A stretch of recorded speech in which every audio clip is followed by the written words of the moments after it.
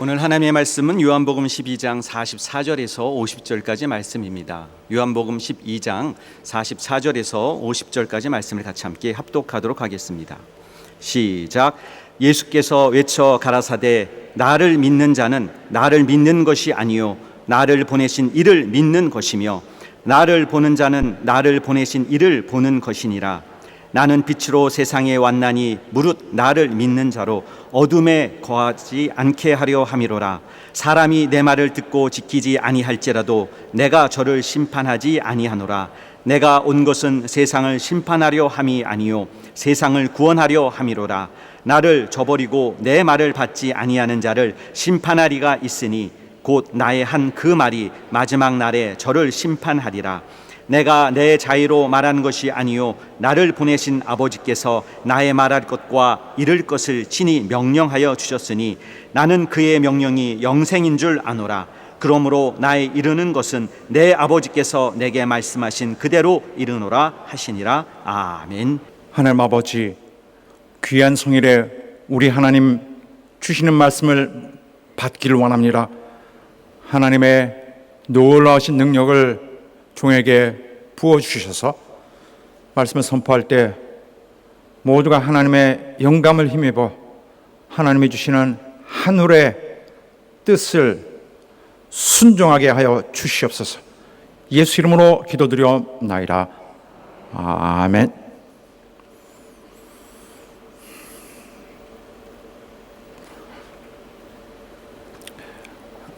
주 예수께서 계명을 주신 것은 우리를 살리시려는 것입니다. 주 예수께서 우리에게 계명을 주셔서 그 말씀을 듣게 하시고 또 순종하게 하신 것은 우리를 그렇게 함으로써 영원한 심판에 처하지 않도록 하시려는 것입니다. 사람이 예수를 믿기 시작한 다음에는 이제는 하나님의 계명을 순종할 수 있는 사람이 됩니다. 순종은 그 사람이 하나님의 구원을 받았다는 대역사적 사실에 대한 증거해주는 표입니다. 증표. 영적 대사건에 대한 그 진실을 외적으로 나타내 주는 것입니다. 믿음 생활, 우리 믿음 생활은 속죄받은 사실 때문에 이어져 갑니다. 우리의 속죄 믿음 생활은 구원받은 증거로 인해서, 구원받은 사실로 인해서 그 사람이 살아났으며 또 그 사람이 이제는 그리스도에게 속해 있다는 증거를 평생 드러내며 삽니다. 이렇게 드러낸다는 자체가 굉장히 중요한 것인데 이 드러나지는 증거로 인해서 우리는 하나님의 보호를, 법적 보호를 받게 됩니다. 보호를 받지 않으면 그 영혼은 굉장히 위험한 그런 공격에 노출되기 때문에 우리를 보호하시려는 하나님의 손길이 절대로 필요합니다. 그런데 만약에 어떤 사람이 죄를 범하게 되면은 어떻게 될까요? 사람이 죄를 범하면 심판에 처해지게 될까요? 원래 인간은 한 번의 죄를 범해도 심판에 처해지는 존재였습니다. 그런데 인간을 잘 보면은 죄를 범하지 않을 자가 없어요. 그러므로 죄를 범하지 않기가 그렇게 힘든다면은 인간으로서는 사실 기회를 줘도 구원을 받지 못할 것입니다. 그런데 여기서 중요한 것은 주님께서 계명을 주셨다는 사실입니다. 그래서 우리가 주께서 주신 계명을 순종해 나갈 때 우리는 비로소 순종하는 자이기 때문에 심판의 대상에서 제외가 됩니다. 인간은 다 약점이 있어요. 그래서 죄를 피하지 못하는 원래 무능한 존재이지만은 예수를 영접한 자는 일단은 엄청 큰 사건을 겪었습니다. 영적 변화예요. 그래서 이 사건을 통하여서 영적 신분으로는 하늘에 속한 자가 되었습니다. 엄청난 내적 변화입니다. 아쉽게도 이것은 신분은 변화하고 엄청 영적 의미가 변화하였고 법적 의미가 변화했습니다. 그러나 그 속의 사람은 사실 크게 변하지 않았기 때문에 사람은 못 느끼고 있을 수 있습니다. 그러나 주님은 그 사람의 변화된 그 신분에 맞도록 이제는 그 영혼을 친히 가까이서 도우시는데 어떻게 하시냐면은 순종하게 하십니다. 순종하는 자에게 하나님의 보호의 손길이 역사할 수 있는 거예요. 그래서 이 사람의 이제 새로운 삶을 갖게 되어서 순종할 것입니다. 그런데 순종 자체 어떤 그 행위 자체가 진짜로 중요하기보다는 그 행위를 하는 진실한 자세가 바로 그 위쪽 표를 드러나게 하는 그 가장 중요한 부분입니다. 그래서 순종하는 사람은 예수를 자기가 영접했다는 사실에 대해서 위쪽으로 표를 냅니다. 영원한 이 법적인 변화에 대해서 표를 냅니다. 그래서 이 순종은 그 사람의 영적 신분이 달라졌다는 것을 말하는데 그뿐만이 아니라 사실 그렇게 하여 순종하는 것 자체가 그 사람의 믿음을 지켜줍니다. 그 사람의 믿음이 지켜지는 방법이 바로 순종을 계속해 나가는 것입니다.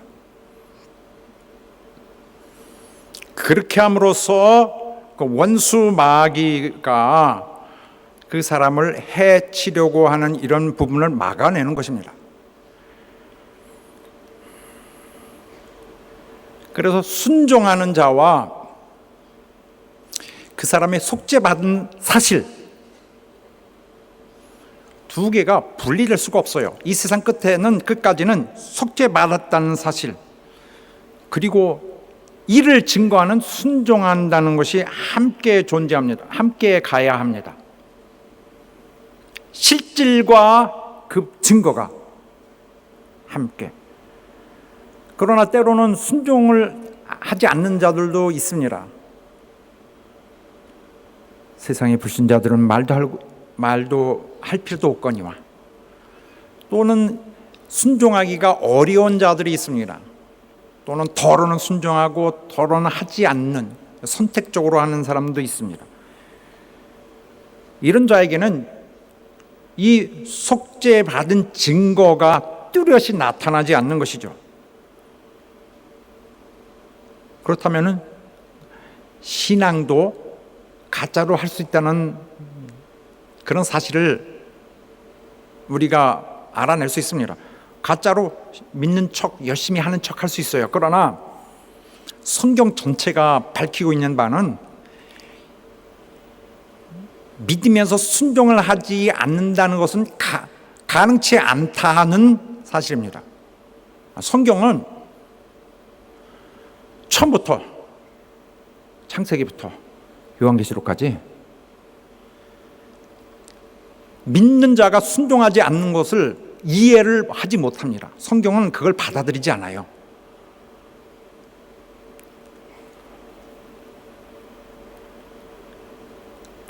그래서 믿는다고 하면서 순종하지 않는 삶을 갖는 것은 전적으로 하나님께 속한 자들의 것이 아닙니다. 그리스도 교회 밖의 것입니다. 결론적으로 순종을 하지 않는 자는 혹은 순종하는 데 있어서 순탄하지 않는 자는 구원을 받았는지의 여부가 분명치 않은 것입니다. 모든 인간은 심판을 당연히 받습니다. 이 사실은 역사적으로 하나님을 통하여 분명히 알고 있습니다. 특히 이스라엘 사람들, 유대인들은 율법을 범함으로써 심판에 결국 모두가 처해진다는 사실에 당면하게 됩니다. 그런데 유대인이 아닌 이방인들도 마찬가지예요. 율법으로 저울질을 하진 않지만은 율법이 없어도 그 사람의 속이 어차피 의가 없다는 사실 때문에, 굉장히 불의하다는 사실 때문에 어차피 심판을 받습니다. 그래서 살아날 사람이 없는데 주 예수께서 십자가에서 이 모든 자, 유대인 이방인 할 거 없이 모두가 받아야 될 그런 형벌을, 심판과 그 형벌을 대신 받으셨어요. 그래서 살아나게 되었습니다. 이 살아났다는 사실, 예수 십자가의 은혜로 인하여 자기가 살아났다는 사실을 믿는 자들에게는 명령을 주셔서 그때부터 순종하게 하십니다. 그래서 예수 믿는 자는 그날부터 순종하기 시작하는 거예요. 믿는 것과 순종하는 것을 동시적으로 시작합니다. 한 덩어리가 되어서 믿기 때문에 순종하는 것이죠. 순종은 사람이 예수 그리스도의 속죄를 믿고 예수에게 속하여 있다는 사실을 증명합니다. 이것을 이렇게 하는 가운데 이 사람에게는 중요한 한 가지, 이 사람의 그러한 모습을 지키게 하는 그 원칙이 있습니다. 뭐냐면은 이 사람이 영원히 형벌을 받아 죽어야 될 사람인데, 영원히 괴로움을 받아야 될 사람인데, 구원을 받았기 때문에 형벌을 받아야 되는 그 죄의 책임에서 해방이 되었습니다. 해방이 되어서 살아났습니다. 그러면은 아이고, 이제 다시는 범죄치 말아야겠다라고 결심하는 것이 마땅합니다. 그 결단이 생깁니다. 다시 죄를 짓지 말자. 왜냐하면 죄를 한 번 또 다시 지으면 다시 또 죽으니까. 한 번만 범해도. 그러나 그런 사실이 때문이 아닌, 한 번 더 범하면 죽는다는 사실 때문이 아닌, 그가 나를 대신하여 죽으셨다는 사실 때문에, 내게 큰 은혜를 베푸셨다는 사실 때문에 이제 죄를 범하면 은혜를 저버린다는 차원에서 순종하는 것입니다. 한 번 더 죄를 범하면 죽는 것이 아니라 내가 주님의 은혜를 배반하며 죄를 범할 수 없다는 그 수준과 관점에서 마음의 결단을 갖는 것입니다. 그리고 이제는 진짜 주님의 입으로 명하신 법, 주님의 법이 율법이 된 것입니다. 주님의 그 원래 부실했던 율법은 주님의 손을 거쳐서, 십자가를 거쳐서 다시 명쾌하게 내놓으니 아주 완전한 법이 되었습니다. 이제는 주님의 말씀이 율법이 된 것입니다. 믿는 자라도 죄를 범하게 될 수 있습니다. 육체를 가진 자가 죄를 범치 않을 수 없어요. 그래서 때로 죄를 범하게 되는데, 진짜 범하게 됐을 때 어떻게 될까요? 그 사람은 이제는 예수 믿으니까 죄에 대한 책임에 대해서 걱정하지 않아도 될까요? 더 이상 누가 나에게 죄의 책임을 물지 않게 될까? 책임을 진다는 건 지옥 간다는 말이에요. 영원한 형벌을 받는다는 거. 한 번의 죄를 짓더라도. 그러나 이것을 알아야 됩니다. 우리는 죄의 책임을 짓지 않게 됩니다. 설령 우리가 죄를 범할지라도 주님은 그의 말씀을 순종하는 자에 대해서는, 즉 그의 말씀을 순종하는 삶을 갖는 자에 대해서는 심판에 처해지지 않도록 그가 속죄하셨던 사실의 효력을 적용시킵니다. 그래서 불완전한 사람의 회복, 돌이킴, 새로운 결단이지만은 부족한 건 주님이 채우시는 거예요. 그래서 그리스도에게 순종하는 삶의 방식을 가진 사람은 중요한 변화는 있어요. 적어도 이 사람이 다시 죄를 범치 않으려고 애를 씁니다. 그리고 이 애를 쓰는 자체가 그 사람이 대속받은 사실을 증거하는 거예요.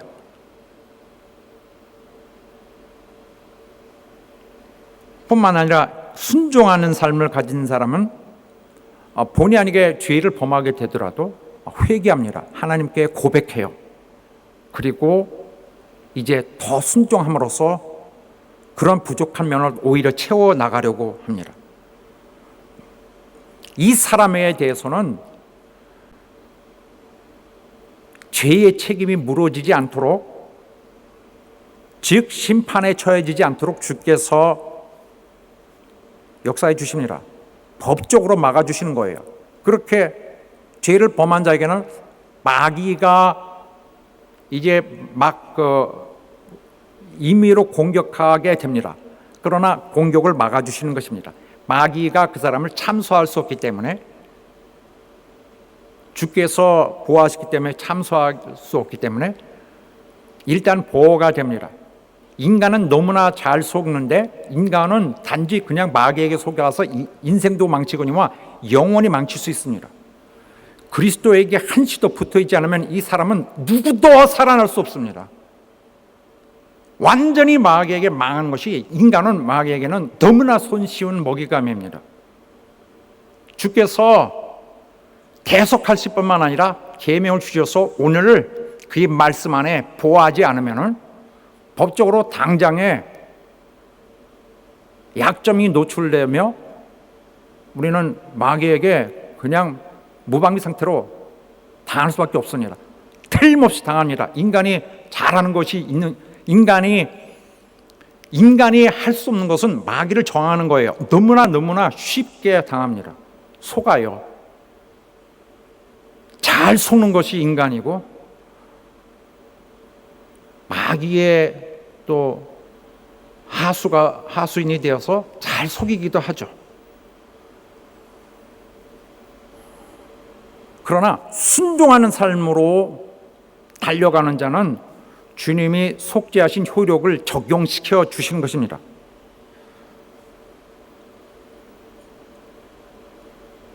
그런데 때로는 이 시스템을 악용하는 사람도 있습니다. 그래서 이 죄를 범했는데도 용서가 되네? 아니면 상관이 없는 것 같으네? 그러면 또 다른 범죄도 상관이 없는 것 같으네? 우리는 언제든지 용서받을 수 있구나. 그래서 죄도 마음껏 범해도 사실은 괜찮구나 하고 생각하는 자는 맞을까요? 맞을까요? 아닙니다. 그 사람의 양심의 수준이 회개한 자로서 도저히 합당히 여겨질 수 없는 성격의 것이 됩니다. 그러므로 주께서 그를 보호하시고 심판에 받지 않도록 면해지게 하는 주님의 그런 보호 안에 지켜질 자로서 포함되지 않습니다. 심판에서 죄질 자로 인정되지 않는 거예요. 무슨 말인고 하냐면은 양심의 수준이 안 되는 거예요. 우리가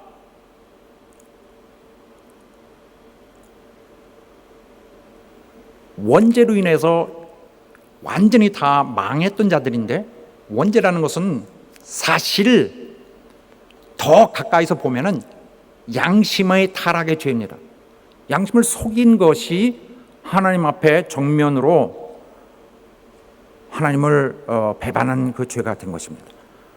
그래서 우리가 짊어지고 있었던 우리의 운명을 멸망으로 이끌고 가고 있었던 우리의 최고의 약점은 양심적 타락이에요. 그렇기 때문에 우리가 오늘 양심은 필요 없다. 양심을 따지면 자꾸 죄가 생각나기 때문에 양심을 잊어버리자, 양심을 없애버리자 하면은 이건 뭐냐면은 이제는 본격적으로 죄를 범하자는 것과 마찬가지예요. 양심을 버리면 안 됩니다. 죄를 범해도 죄가 죄인지도 모르고 그냥 계속 죄를 범하게 돼. 본격적으로 죄를 범하겠다는 것입니다. 그래서 우리가 무슨 일을 할 때 이렇게 내가 판단을 해서 이건 옳고 아니고를 판단할 수가 없는 것입니다. 사람 자신이 판단하는 것으로서 하나님의 일을 임의로 할 수 없어요. 그래서 이건 이렇게 할까 저건 저렇게 할까 선택적으로 하는 것은 순종하는 것이라고 보기 어렵습니다. 주께서 우리에게 요구하신 것은 이제는 범죄치 말고 선한 행실을 가져라. 건전한 양심의 회복을 주님이 명하시는 것입니다. 설명을 쉽게 하기 위해서 이런 말씀으로 설명드리는 것입니다. 그래서 우리가 우리의 선택으로 하는 것은 여전히 자기의 검증되지 않은 자기의 생각으로 판단하려고 하는 것 때문에 주님은 그걸 원치 않으십니다. 이것은 하나님의 아들 그리스도의 대속을 알고 있는 자가 갖고 있어야 될 그러한 자세가 아니기 때문에 그렇습니다. 회개하는 삶, 이제부터 마지막 날까지 이 세상 자기에게 주어진 시간을 이제 죄와 싸우는 견고한 주의 용사로서 견뎌나겠다고 하는 자는 진실한 순종을 할 것입니다. 내게 남은 시간 동안에 내게 죄를 씻어주신 내 대신 짊어주신 분을 부끄럽지 않기 위해서 나는 싸운다. 그가 멸하려고 했던 죄와 싸운다고 하는 그런 진정한 그 사람의 마음속의 동기가 그 사람을 지배할 때에 이 사람은 자기의 영생이 있음을 충만히 자기가 증거하고 있는 것입니다.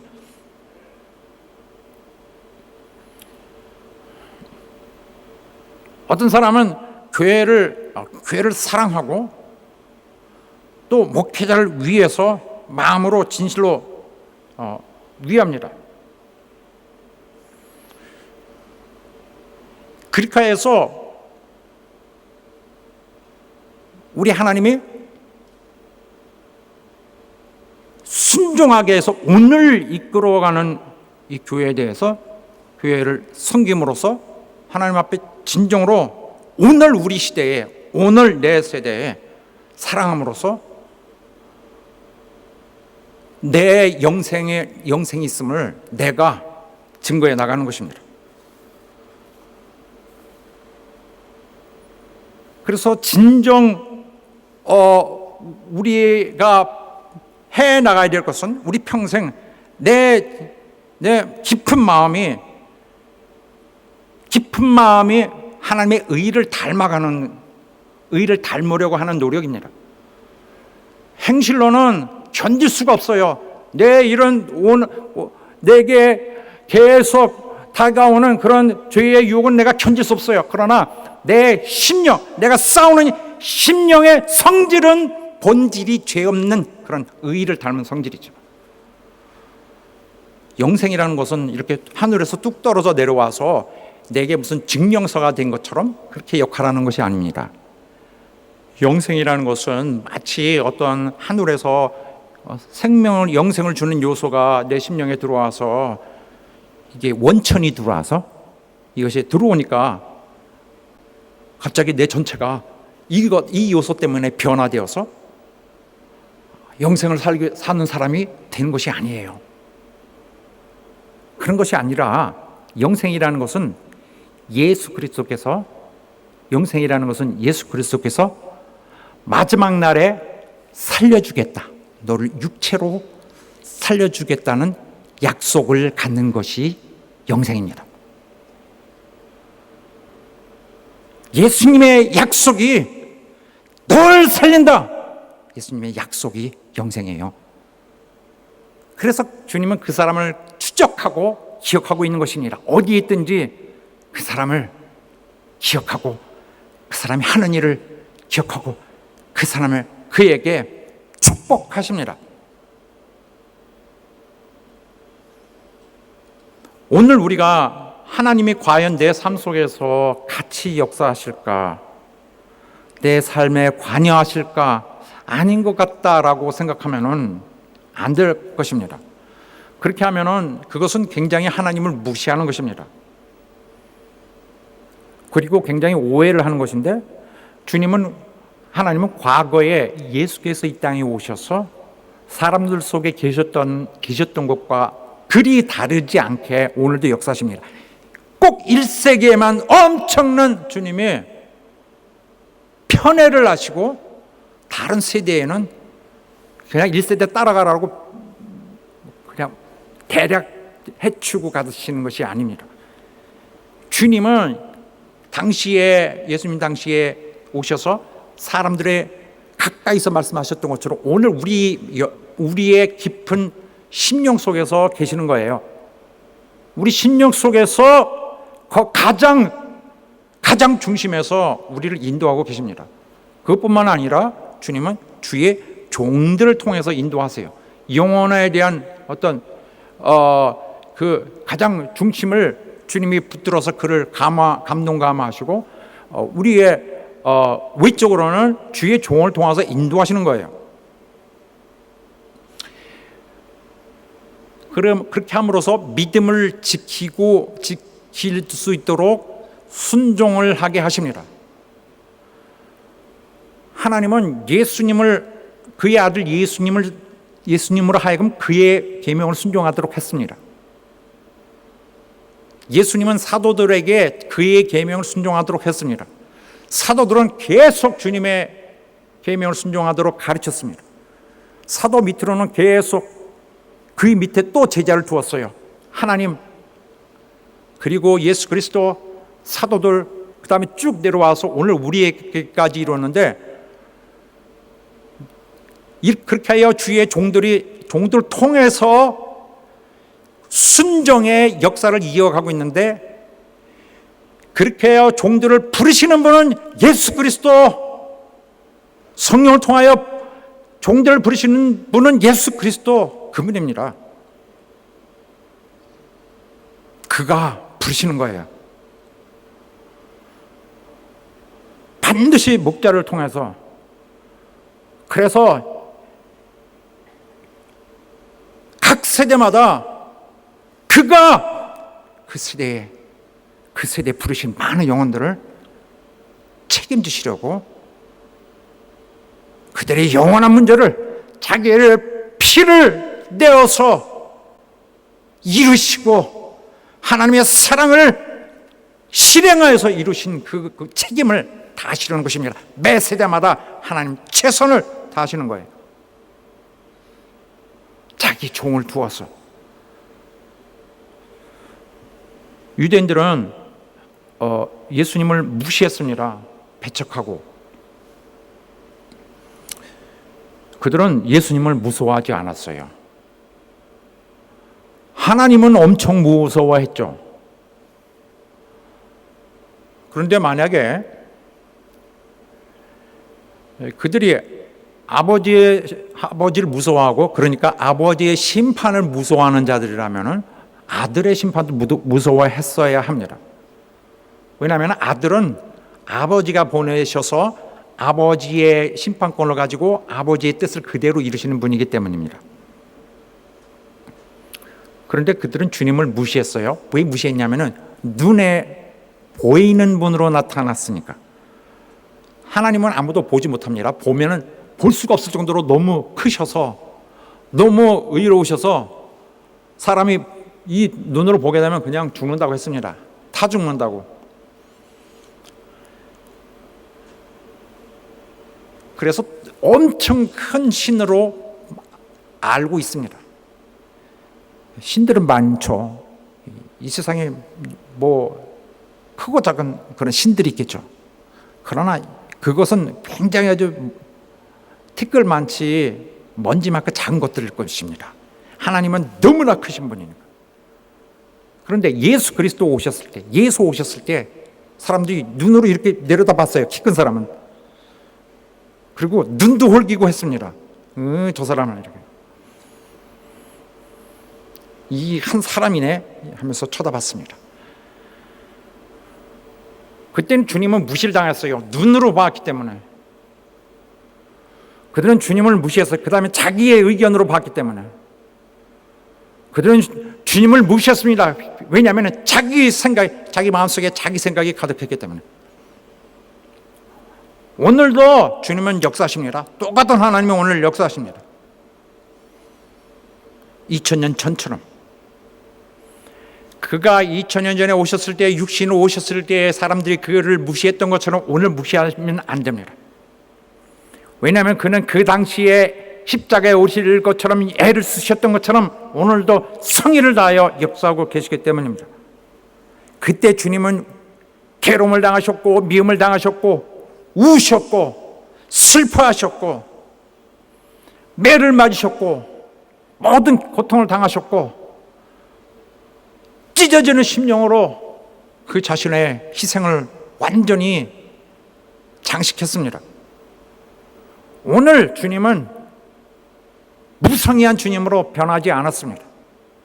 우리를 살리기 위한 주님의 정성은 시대를 불문하고 똑같이 역사하고 계시는 것입니다. 그때는 주님이 고난의 주로 오셨어요.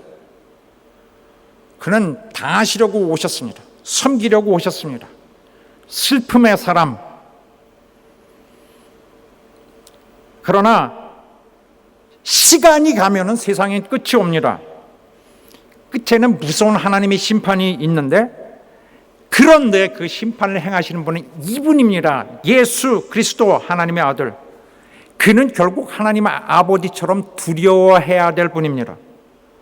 유대인들은 예수님을 하나님의 아버지를 두려워하듯이 두려워했어야 합니다. 왜냐하면 하나님의 아들이 하신 모든 말씀은 사실 그들이 무서워하는 아버지의 심판을 전제로 등에다 업고 하신 것입니다. 아버지는 진노를 하고 아들은 부드러울 것이라고 생각하는데 사실은 예수 그리스도의 뒤에는 하나님의 진노의 그 모든 해소해야 될 책임을 짊어지고 있었던 것입니다. 오늘 우리 인생은 마치 주님께서 유대 땅에 오셔서 유대인들을 만났던 것과 똑같은 상황이라고 하는 점을 확인해야 합니다. 그들은 예수께서 친히 자기 복음을 그들 앞에서 전하셨어요. 그런데 대부분 예수를 배척했습니다. 대부분 그들의 생각으로는 예수님 맞지가 않아요. 이분 무시했습니다. 이분은 하나님의 아들과 관계없다. 하나님과 관계없다. 무시했습니다. 소수만 구원받았습니다. 오늘 우리 상황도 마찬가지일 것입니다. 오늘 교회 이렇게 했는데 주님을 무시할 것입니다. 오늘 이 상황 속에서 하나님의 아들을 무시할 것입니다. 하나님이 크신지 모르지만 예수 무시할 것입니다. 오늘 우리를 인도하시고 오늘 말씀을 주시고 오늘 우리가 섬겨야 되는 그 말씀을 가진 우리에게 있어서 그 말씀 주신 자를 무시할지 모릅니다. 소수만 구원받을지 모릅니다. 우리는 유대인들처럼 그렇게 하지 않기를 주 이름으로 축원합니다. 영원 나라로 영생으로 인도하는 우리 주님의 확실한 인도에 순종하여 주님과 함께 걷는 성공된 여러분, 하나님의 사랑으로 하나님의 살리려는 국률과 살리려는 열정으로 일하시는 모든 그의 도우심의 혜택을 받는 완전한 힘을 얻는 여러분 되시기를 예수 이름으로 축원합니다. 하나님 계획 속에 완전히 들어가서 주님 달리실 때 같이 달리는 여러분 되시기를 예수 이름으로 축원합니다. 할렐루야. 자, 오늘 본문의 말씀을 보면은 이 사건은 주께서 유대인들에게 마지막으로 그의 모든 말씀을 마무리하는 설교를 하셨어요. 진짜 진지하게 간절하게. 그러면서 그의 말씀을 완전히 마치셨습니다. 유대인들을 향한 말씀을 마치셨는데 십자가 죽음을 불과 한 3일 정도 남은 때에 하시는 것이죠. 3일밖에 없으니까 정말 그들에겐 기회의 완전히 끝자락입니다. 믿을 수 있는 마지막 시간. 이때 주님은 그동안에 하신 많은 말씀들을 사실 다 다시 쭉 종합해서 하셨어요. 그래서 무엇보다 주님이 이 땅에서 오신 이유와 그가 하셔야 될 역할을, 그가 세상에서 이루셔야 될 단 한 가지 일이라면 무엇일까? 이것을 간단 명료하게 하신 것입니다. 어떤 식으로 하셨냐면, 너희가 날 믿어야 되는데 믿어야 되는 이유가 있는데 그렇지 않으면은 어떤 결과가 오는지를 알려주겠다, 이것이다 라고 명쾌하게 알려주시는 거예요. 자, 이렇게 시작하셨는데 예수께서 외쳐 가라사대, 크게 선언하셨습니다. 예수께서 외쳐 가라사대, 시작. 예수께서 외쳐 가라사대, 나를 믿는 자는 나를 믿는 것이 아니요 나를 보내신 이를 믿는 것이며. 이런 말씀은, 이 말씀은 성경 다른 곳에도 있습니다. 그리고 이것은 보낸 자와 같다. 이것은 성경에서 다른 곳에도 말씀하시는데 하나님의 원리를 말하고 있습니다. 보낸 자, 주가 세우신 자는 주님과 같은 권위를 가지고 거기 있는 것입니다. 예수께서는 아버지와 같은, 아버지의 이름으로 오셔서 그 아버지의 이름으로 말하고 행하도록 하신 것을 하신 분이기 때문에 그를 순종하는 것은 아버지를 순종하는 것이다. 그렇습니다.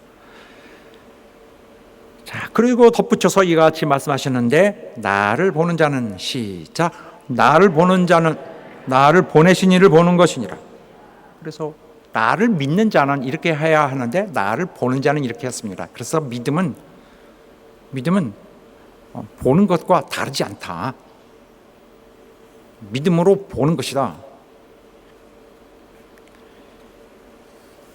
믿음으로 보면은 아들 속에서 하나님을 볼 수 있다. 아버지와 아들이 일체이시고 동등하신 걸 말하고 있는 것입니다. 또 이제는 그래요, 중요한 것을 이제 말씀하시는데 구원에 대한 말씀하시고 심판에 대한 말씀하십니다. 가장 중요한 부분인데, 그분은 빛으로 왔습니다. 자, 나는 빛으로 왔나니, 시작, 나는 빛으로 세상에 왔나니 무릇 나를 믿는 자로 어둠에 거하지 않게 하려 함이로라. 그가 빛으로 오셨습니다. 빛은 하나님의 의를 드러냅니다.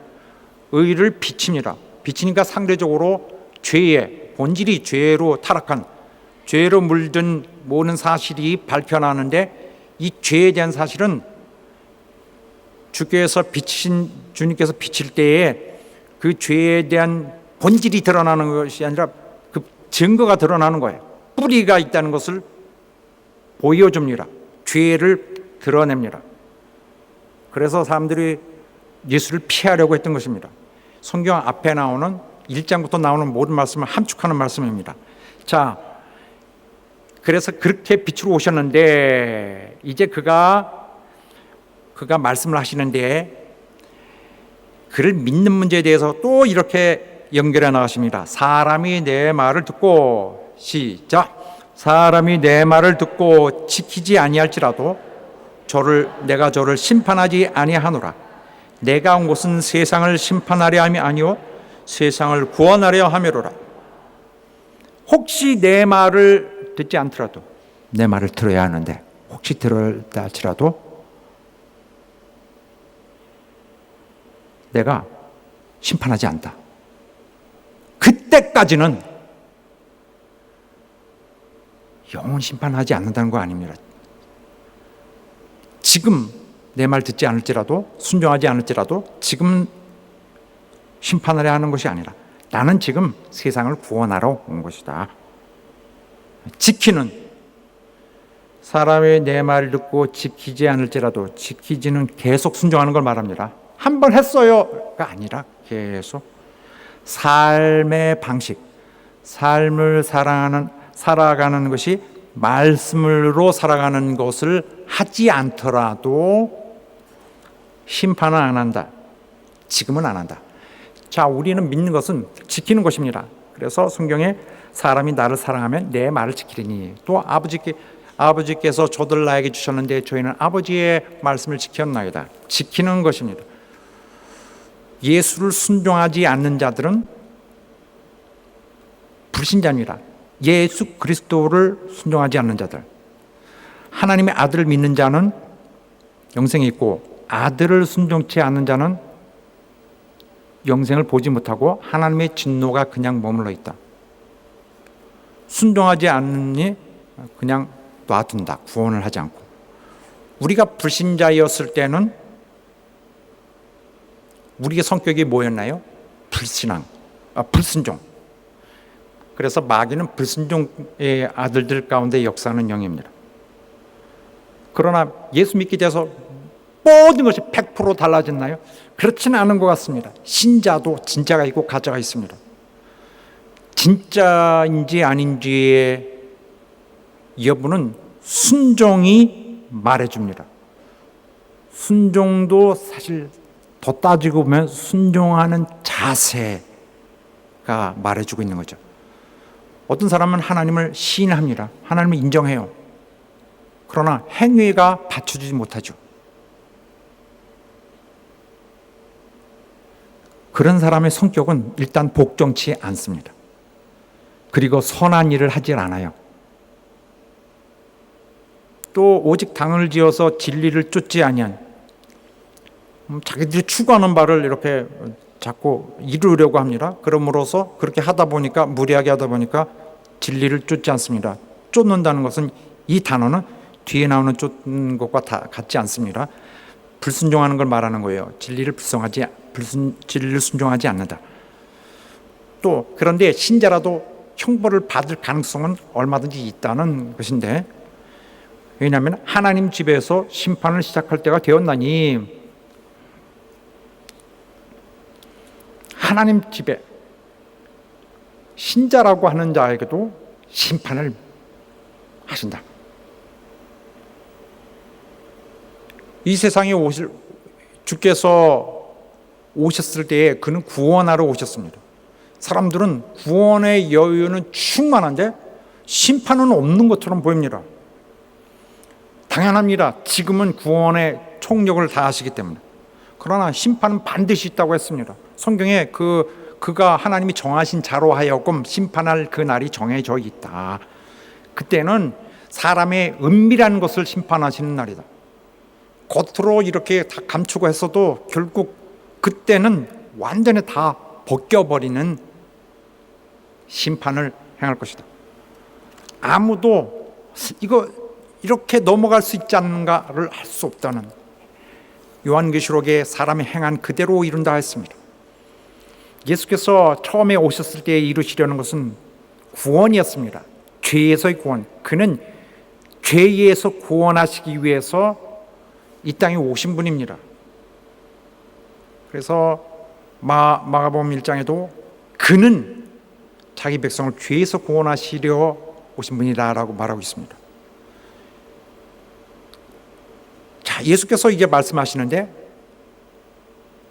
너희를 심판할 자가 있다. 나를 저버리고, 시작, 나를 저버리고 내 말을 받지 아니하는 자를 심판할 리가 있으냐. 곧 나의 한 그 말이 마지막 날에 저를 심판하리라. 내 말이 오늘 그 말을 순종하지 않는 자를 직접 심판하고 처벌할 것이다 라는 취지의 말씀인데, 그럼에도 불구하고 끝까지 예수의 말씀을 순종치 않는 자는 자기가 스스로 자기를 정죄하는 것과 마찬가지가 됩니다. 구원을 거절하는 것은 자기 심판을 피할 수 없습니다. 예수의 말씀은 구원하시기 위해 주신 것입니다. 주어서 순종하도록, 구원하기 위해서 순종하도록 주셨는데 그것을 거절하는 자들은 그의 심판을 받을 것입니다. 그래서 여기에는 중요한 사실을 하나 밝히고 있는데, 원래 인간은 다 망합니다. 그냥 놔두시고 하나님이 몰라 돌이키시고, 예수께서도 글쎄요 저도 모릅니다 라고 하셨을 때는 다 죽습니다.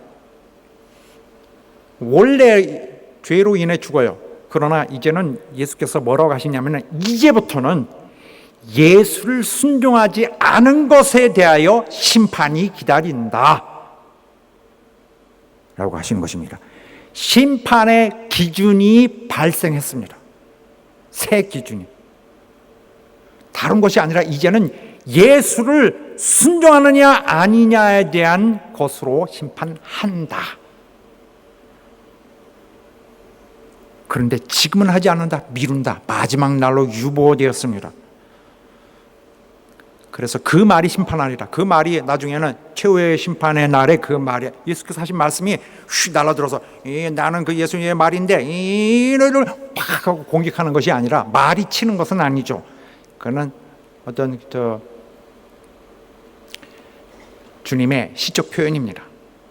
말이 달려와서 그 사람들을 치는 것이 아니라 말씀하신 것을 너희가 무시했다면 지금 다시 생각해봐라.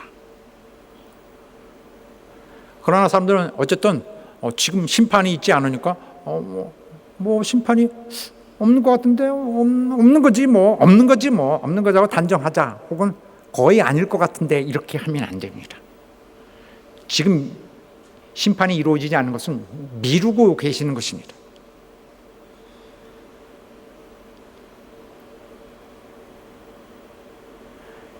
우리가 주께 순종해야 될 중요한 것은 이겁니다. 심판받지 않기 위해서 순종해야 되는 것인데, 왜냐하면 내가 내 자유로 말한 것이 아니요 나를 보내신 아버지께서 나의 말할 것과 이를 것을 친히 명령하여 주셨으니. 왜냐하면 예수님은 하나님의 계획하신 모든 것을 아들에게 주셔서 아들로 하여금 계시를 하도록, 그의 행실과 말로서 계시를 하도록 보내어진 자로서 하나님을 대리하시는 분이기 때문에, 예수의 메시지에 대한 거절은 하나님 아버지에 대한 거절입니다. 그렇다면 무엇보다 하나님의 심판을 면할 수 없게 됩니다. 예수에 의해서 발언된 그 말씀이 사실은 원래 그 말씀을 주셨던 분의 심판의 기준이 됩니다.